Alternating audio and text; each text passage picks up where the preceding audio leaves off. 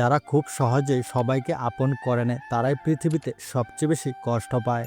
জীবনে সেই সময়গুলো খুব কঠিন হয় যখন চোখের জল ফেলতে হয়, কিন্তু তার চেয়েও বেশি কঠিন হলো যখন চোখের জল লুকিয়ে হাসতে হয়। যারা অল্পতেই ইমোশনাল হয়ে যায় তারা জীবনের বেশিরভাগ সময় সবার কাছে ঠকে যায়। প্রিয় মানুষগুলো যখন অভিমান করে কথা বলা বন্ধ করে দেয় তখন নিজেকে বড্ড অসহায় মনে হয়। কিছু কিছু ক্ষত থাকে যা কারোর চোখে পড়ে না, কিন্তু ব্যথা সারা জীবন দিয়ে যায়। স্বার্থপর মানুষরাই জীবনে ভালো থাকে, বোকারা তো কেবল অপরকেই ভালো রাখে। ভুলটা শুধু আমার একারই ছিল, কারণ স্বপ্নটা শুধু আমি একাই দেখেছিলাম।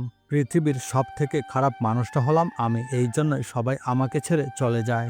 যেই মানুষটির মন ভাঙে সেই মানুষটি একমাত্র জানে মন ভাঙার ব্যথা কত। আমি ভাগ্যের কাছে হেরে যাইনি, আমি হেরে গেছি শুধু বিশ্বাসের কাছে। কেউ বলে পৃথিবী চলে ভালোবাসায়, কেউ বলে পৃথিবী চলে বন্ধুত্বে, কিন্তু আমি দেখেছি এই পৃথিবী চলে অর্থের উপর। আজ একটা হাসিমাখা মুখ দেখলাম, তারপর মনে পড়ল এমনই একটা মুখ আমার সর্বনাশ করেছে। মানুষ যখন জানতে পারে যে তাকে ছাড়া বাঁচতে পারে না, ঠিক তখনই তারা এই সুবিধা নিতে শুরু করে।